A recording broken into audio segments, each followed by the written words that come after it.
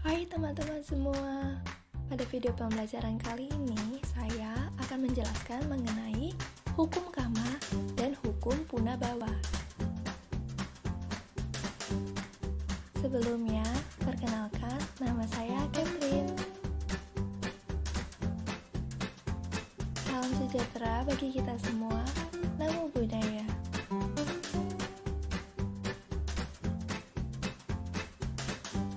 Sebelum kita memulai video pembelajaran kali ini, jangan lupa untuk klik tombol like, share, dan juga subscribe agar video pembelajaran kali ini dapat berguna bagi teman-teman semuanya. Pertama-tama, mari kita bahas mengenai pengertian dari hukum kama dan juga hukum punabawa. Kama atau dalam bahasa Sanskerta lebih dikenal dengan sebutan karma adalah hukum yang berlaku pada saat kita melakukan sesuatu, baik itu berbuat baik atau buruk. Kama bukanlah satu ajaran yang membuat manusia menjadi orang yang lekas berputus asa. Juga bukan ajaran tentang adanya satu nasib yang sudah ditakdirkan.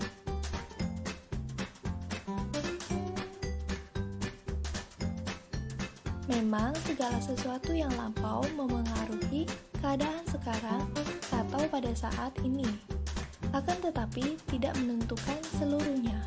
Oleh karena kama itu meliputi apa yang telah lampau dan keadaan pada saat ini, dan apa yang telah lampau bersama-sama dengan apa yang terjadi pada saat sekarang memengaruhi pula hal-hal yang akan datang. Apa yang telah lampau sebenarnya merupakan dasar di mana hidup yang sekarang ini berlangsung dari satu saat ke lain saat, dan apa yang akan datang masih akan dijalankan.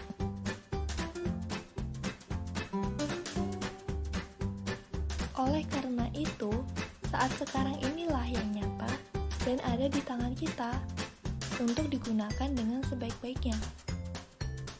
Oleh sebab itu, kita harus berhati-hati sekali dengan segala perbuatan kita agar akibatnya senantiasa akan bersifat baik. Kita hendaknya selalu berbuat baik yang bermaksud menolong makhluk-makhluk lain, membuat makhluk-makhluk lain bahagia, sehingga perbuatan ini akan membawa satu kama vipaka, atau artinya adalah akibat yang baik dan memberi kekuatan kepada kita untuk melakukan kama atau karma yang lebih baik lagi.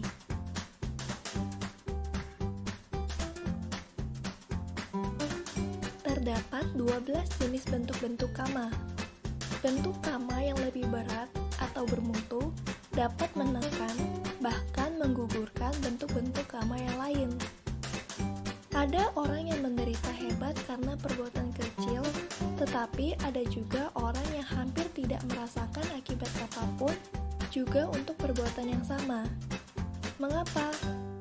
Orang yang telah menimbun banyak kama baik tidak akan banyak menderita karena perbuatan itu. Sebaliknya, orang yang tidak banyak melakukan kama-kama baik akan menderita hebat.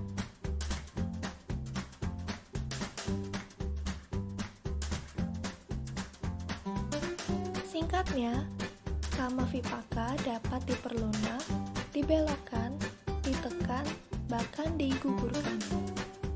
12 macam kama tersebut dibagi berdasarkan 3 kelompok, yakni berdasarkan waktu berbuahnya, berdasarkan kekuatan karmanya, dan berdasarkan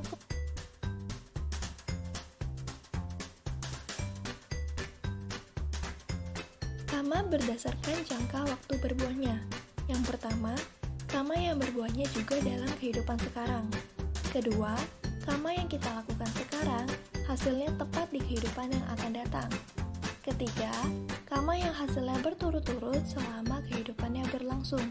Dan yang keempat, kama yang tidak bisa berbuah lagi karena jangka waktu berbuah dan kondisi pendukungnya sudah habis.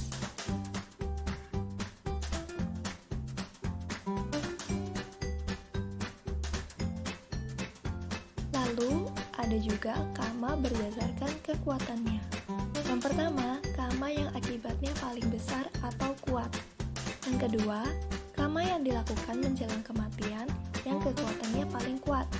Jadi, misalnya saat kita berada pada menjelang kematian, maka setelah itu kita akan dilahirkan di alam sesuai dengan pikiran pada saat menjelang kematian itu.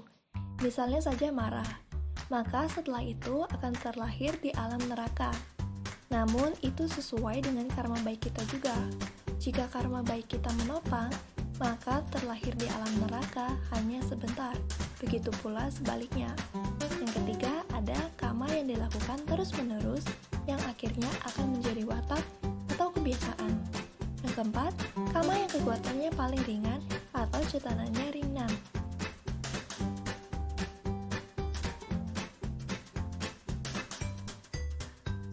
Terakhir, ada karma berdasarkan fungsinya. Yang pertama, karma yang berfungsi untuk mendorong kelahiran suatu makhluk atau berpotensi. Kedua, karma yang fungsinya untuk memperkuat, menambah janaka karma, jadi hasilnya bisa menjadi besar. Yang ketiga, karma yang mengurangi kekuatan janaka karma, yang arahnya berlawanan. Yang terakhir, karma yang berfungsi untuk menghancurkan kekuatan dari janaka karma.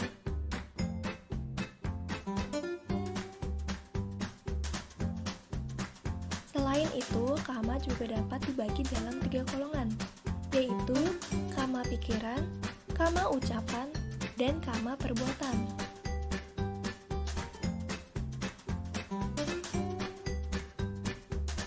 Sedangkan hukum punabawa atau yang biasa dikenal dengan kelahiran kembali atau juga tumimba lahir adalah istilah yang dikenal dalam agama Buddha sehubungan dengan kelahiran kembali suatu makhluk hidup dalam alam kehidupan yang sama atau berbeda, serta tidak membawa kesadaran akan kehidupan dari alam sebelumnya.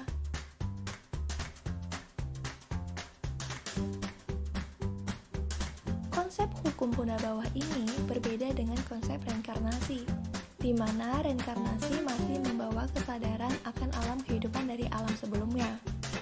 Yang dimaksud dengan tumimba lahir ini adalah suatu proses kelahiran kembali, jasmani dan juga batin yang telah lama mengalami pelapukan, kehancuran, dan kemudian munculnya jasmani dan batin baru yang timbul akibat adanya kekuatan karma atau karma.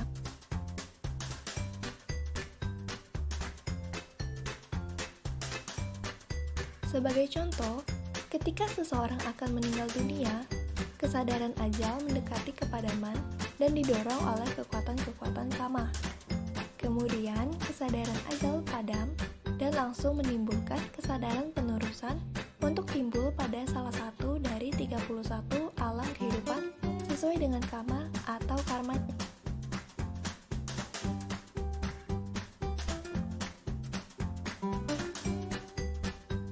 Keinginan tak terpuaskan akan keberadaan dan kenikmatan indrawi adalah sebab dari munculnya tumimba lahir.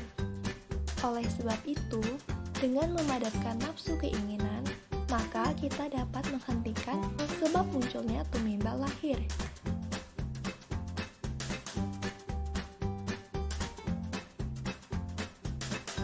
Secara umum, ada 4 cara proses tumimba lahirnya makhluk-makhluk, yaitu yang pertama ada jala buah yoni, yaitu lahir melalui kandungan seperti manusia, sapi, dan kerbau.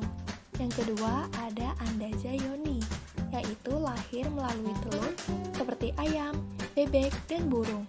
Yang ketiga ada sansedaja yoni, yaitu lahir melalui kelembapan seperti nyamuk dan ikan. Terakhir ada opapatika yoni, yaitu lahir secara spontan seperti makhluk-makhluk alam dewa.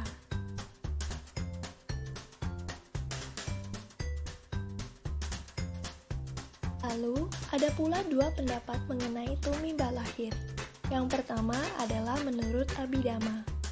Dikatakan bahwa tumimba lahir dapat terjadi secara segera setelah kematian suatu makhluk tanpa keadaan antara apapun.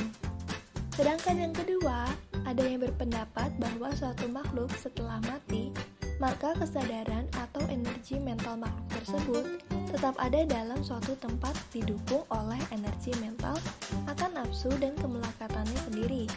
menunggu hingga cepat atau lambat sampai akhirnya tumimba lahir terjadi.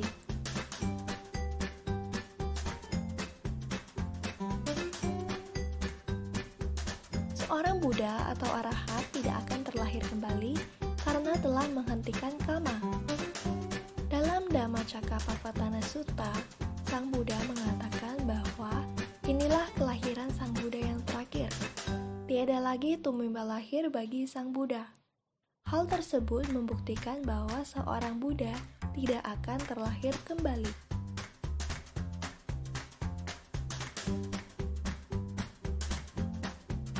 Sekarang mari kita bahas mengenai hubungan hukum kama dan juga hukum punabhawa, serta proses bekerjanya antara kedua hukum tersebut.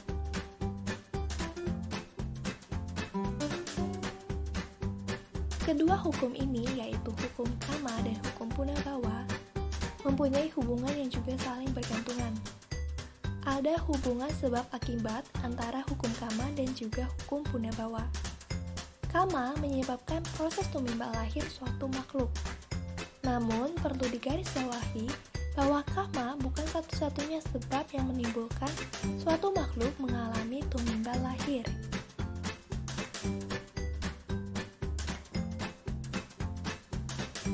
Kama juga dapat menjelaskan pertanyaan mengapa suatu makhluk tidak ada yang sama dan berbeda. Ada orang yang tinggi dan ada orang yang pendek. Ada orang yang kaya dan ada orang yang miskin, dan lain sebagainya.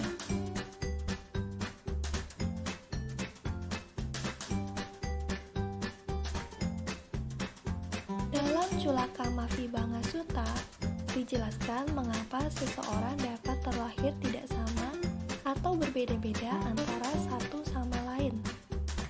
Salah satunya dijelaskan bahwa seseorang yang membunuh makhluk hidup dan tidak mempunyai belas kasihan terhadap makhluk hidup, maka akibat dari perilakunya tersebut adalah seseorang tersebut akan dilahirkan kembali di alam yang buruk setelah meninggal.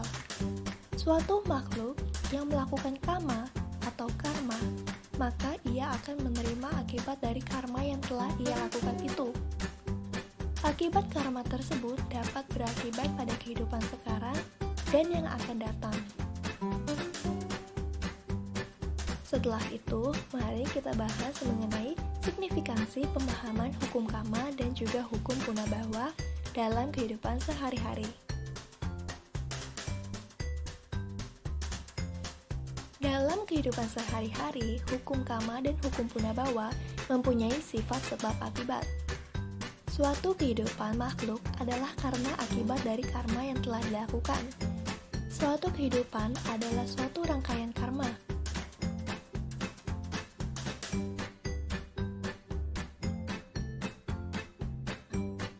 Pada suatu kelahiran kembali atau punabhawa, setiap orang akan melakukan suatu perbuatan atau disebut juga dengan kama. Ketika seseorang berpikir dan juga bertindak, pikirannya secara spontan berubah melalui dorongan keinginan dan juga ketergantungan yang menuju pada keberadaan dan kelahiran sesuai dengan hukum ketergantungan. Kelahiran kembali atau tumimba lahir merupakan bagian dari kehidupan, dan kehidupan adalah suatu arus kesadaran yang berlangsung secara terus-menerus berdasarkan kekuatan dari karma. Bila seseorang masih belum dapat menghentikan proses karma, maka ia akan mengalami kelahiran kembali. Namun, seorang Buddha ataupun juga seorang arahat tidak akan mengalami kelahiran kembali karena telah menghilangkan atau menghentikan karma. Karma menyebabkan kelahiran dan kematian suatu makhluk. Suatu makhluk terlahir karena karma yang telah dilakukannya, dan suatu makhluk mati karena kekuatan karma pada kehidupan itu telah habis. Oleh sebab itu, hukum kama dan hukum punabhawa merupakan ajaran pokok dari Sang Buddha yang mempunyai keterkaitan dan memiliki sifat sebab akibat.